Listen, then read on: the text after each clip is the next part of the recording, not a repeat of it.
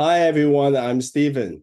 Today is the part 2 of my video, Reinvention in the New Era of AI and Polarization. I'm going to talk about from information to transformation. So let me share my screen with you.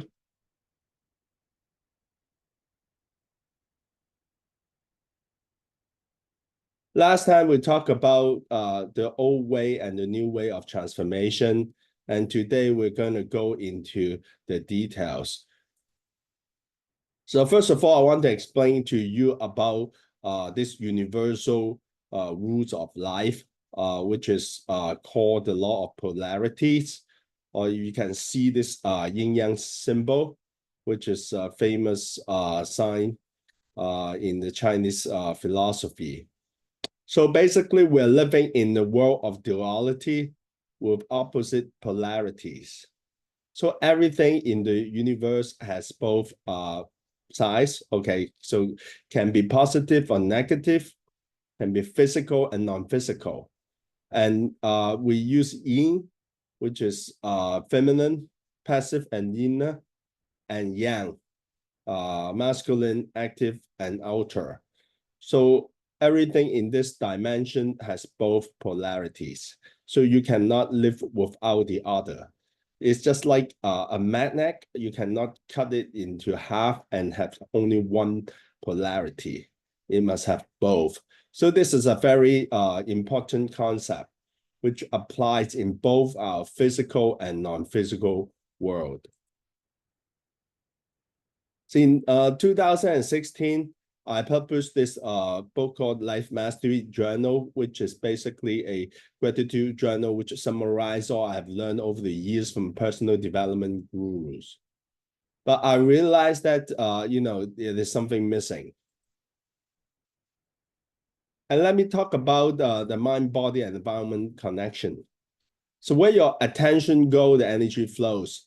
Most people focus only on the outside, and they become very dependent on the outer world for feedback. And if we can focus inward, we can have a greater sense of safety and well-being. Since everything has both sides, each event itself is neutral. So it's really our perception which determines whether it's good or bad. So if you can change your perception, everything will change. It has been about 8 years since I published my Life Mastery Journal, which was based on self-help. One of the key exercises is gratitude. Gratitude is still the quickest way that can get you into the state of abundance.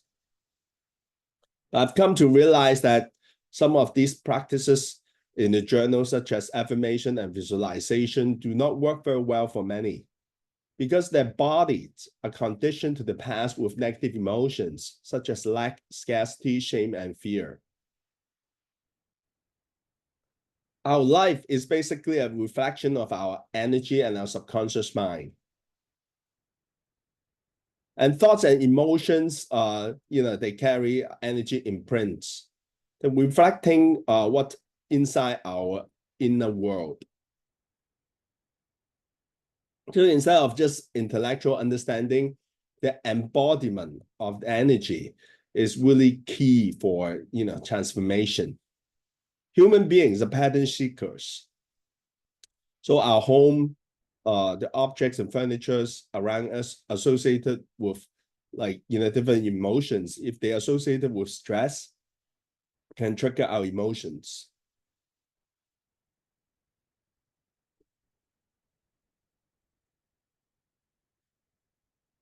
Our limiting, sorry.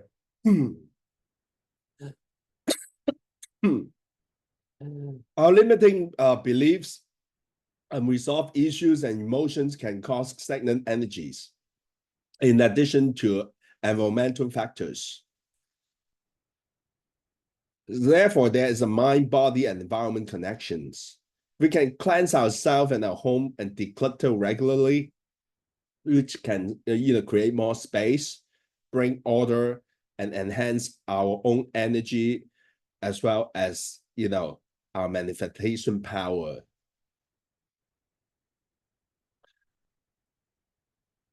Here I explain why, conventional coaching, i.e. Talk therapy, affirmation and visualization alone do not serve you well in the long run.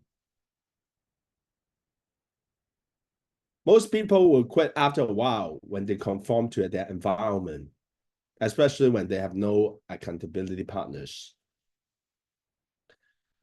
Knowledge itself is only information. And only 5% of our human brain activity is conscious. The remaining 95% is autopilot, which takes place subconsciously. Most people are conditioned to their beliefs. Our beliefs really shape our realities much more than our external reality. When we call stress, it's basically the inability to adapt to a changing environment. There are different forms. For example, physical stress, chemical stress, emotional stress, and geopathic stress. People are very reactive when they're triggered by, event, circumstance, and people and environment, because they are programmed. They're not even aware of this is taking place because it's happening in their subconscious mind. Just like the composition of the universe, 95% of the universe is non-physical, and 95% of our activity is controlled by the subconscious mind. So it's really the non-physical and the subconscious minds are really influencing us and our realities. So talk therapy, may help you realizing what you need to change cognitively. And affirmation and visualization exercise may also help rewiring your subconscious mind to a certain extent if you do them correctly and consistently. But it's really missing the fuel energy that can lift most people up against their old selves to get past of these, conditioning in the body. Heart-brain coherence is the doorway from conscious to subconscious and even the superconscious. Energy has intelligence. So if we can allow it to flow smoothly, it can self-regulate. This happens in our, physical body as well as in our environment.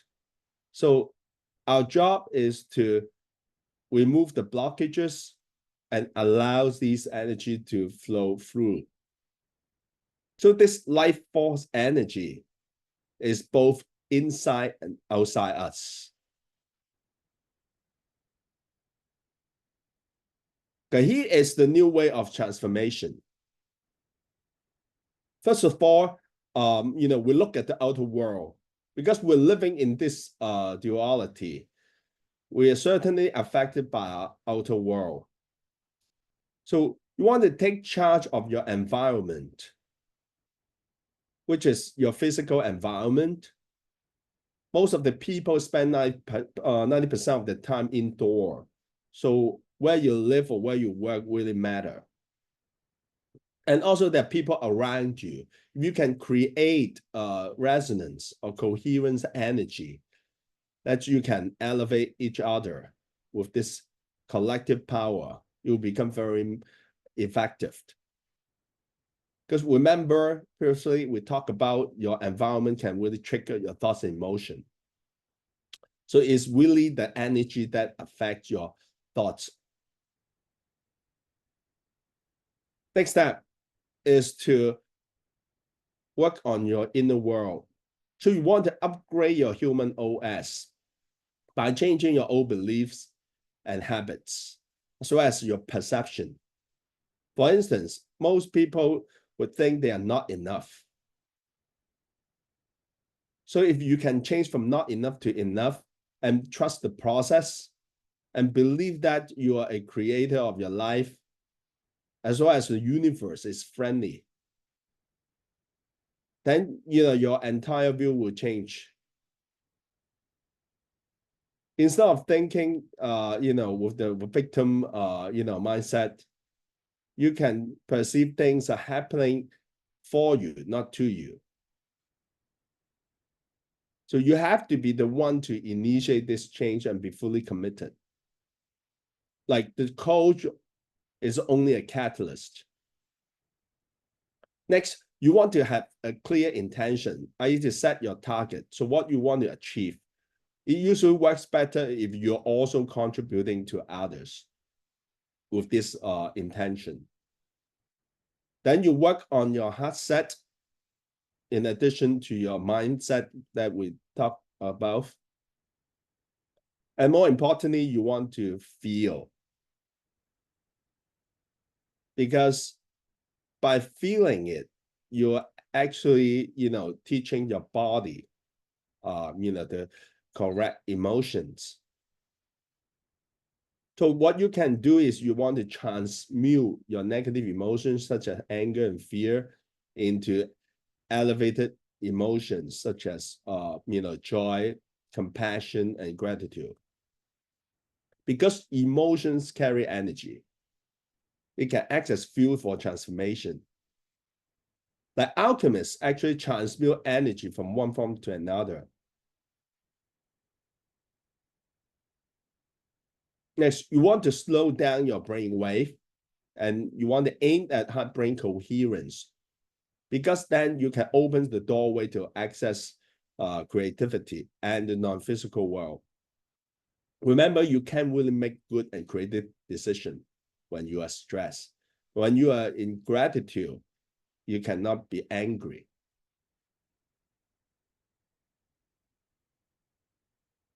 After that, you want to visualize your goals.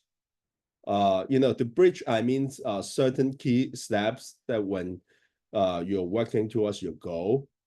And the last key point is to feel as if you already achieved them.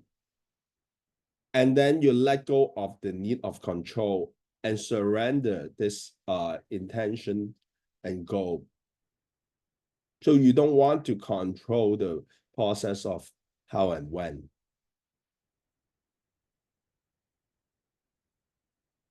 And lastly, you want to take prioritized action in the outer world consistently. Ideally with a supporting group or coach, because that then, they hold you accountable and help you along the way.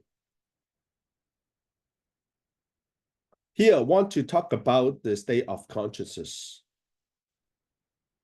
You see, there are different brain waves here. Einstein says we cannot solve our problems with the same thinking we used when we created them. When they're in a normal conscious state, which is called the beta, you can see the frequency of this brain wave here on the left side when you're doing problem solving or engaging. But if you relax, you can get into alpha. And when you are in autopilot state or dreaming state, you're in theta. And when you go to bed, you're in delta. When you're engaged in intense concentration and learning, you're in gamma. So most of the people only use the beta brain wave. So when they try to solve problems, they cannot really come up with any creations. So my suggestion is you want to enter different state of consciousness so that you can get creative ideas and solutions. Here, just some of the passive and active actions you can do to change your inner world. Like I said previously, we're living in the world of duality. We must combine both passive and active actions. And even within the passive action, you also have active and vice versa.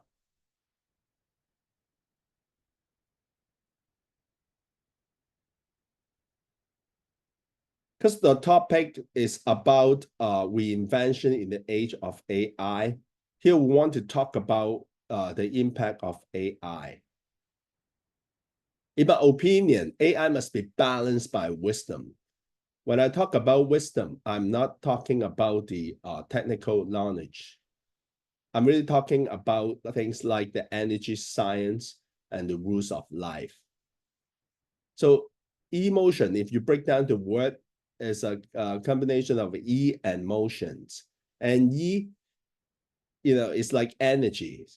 So when we have elevated emotions such as love, compassion, and gratitude, just higher, positive energy than the negative emotions such as guilt, fear, and shame. And the key point is that emotion is not knowledge, but instinctive reactions. This is the reason why humans are not replaced by, technology. But it is very important that we have more positive emotion than negative ones so that we have a healthy energy balance sheets. So for people who are familiar with accounting, you know that assets minus liability equal to equities. So what do you think when a person has more assets, i.e. positive emotions than negative emotions? Aren't they going to live better, have happier life, and maybe even make more money? And if you happen to have, a lot of negative emotions, i.e. you have a higher liabilities in the energy balance sheets, that means you have negative equity. Don't you think those people are less likely to be happy and they probably make less money? I know, most people in this materialistic world care about money so much, but in this energy balance sheets, money is not one of the components. So something to really think about. AI may not necessarily replace our jobs, but those who use AI will certainly replace those who do not. So I'm also learning AI, even though I'm teaching this Asian wisdom.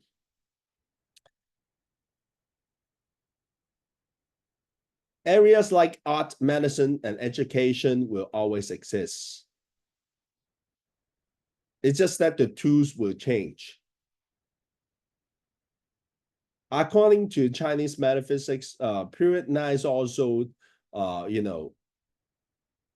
suitable for, technology, art, medicine, and education.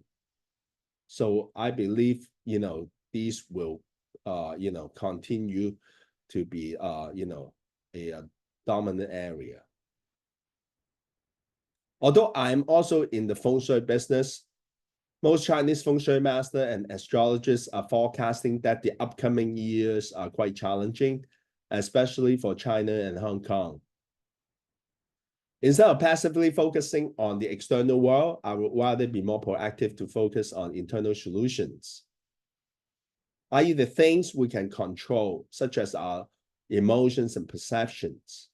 And we care less about the things that we cannot control. At my age, after learning fortune telling, feng shui, and Chinese metaphysics for like almost 20 years, I can tell you that they do exist, but they are only part of the physical and non-physical reality. And they are not entirely predetermined. So you can certainly change your life by being a creator.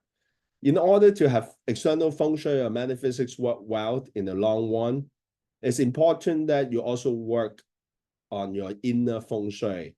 What I mean by that is includes your thoughts, emotions, and behavior. You cannot change an internal problem by just doing something external. And if you can align with the changes in the external, such as the geographic and social environment, and go with the natural flow of the life force energy, that will work very well.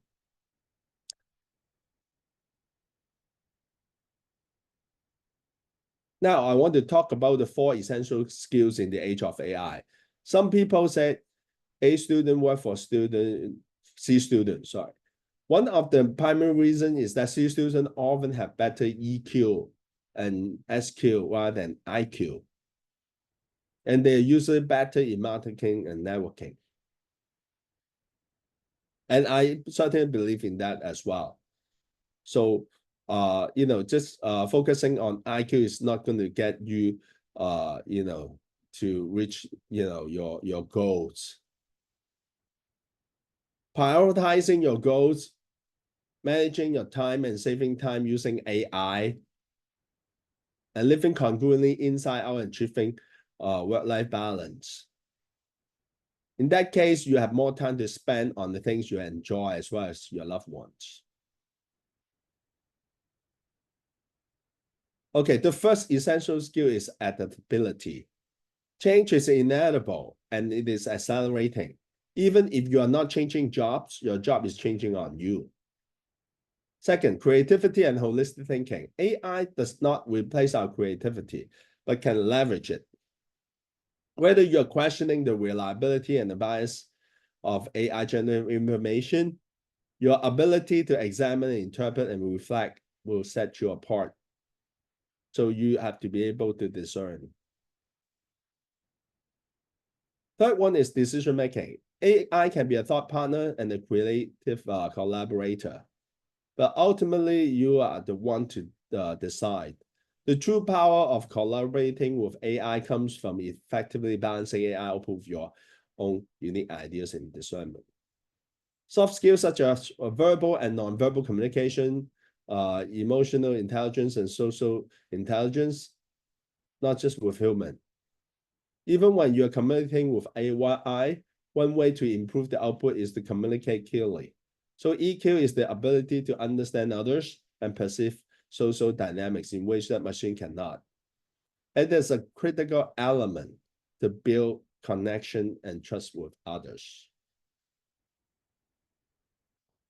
So here is the end of part 2. And in the third and last video, I'm going to talk to you about the enhanced new way of reinvention, which I call it my way. So stay tuned. If you have any questions in the meantime, please do not hesitate to contact me. My email is support@masterstephenau.com. Talk to you soon. Bye for now. Bye.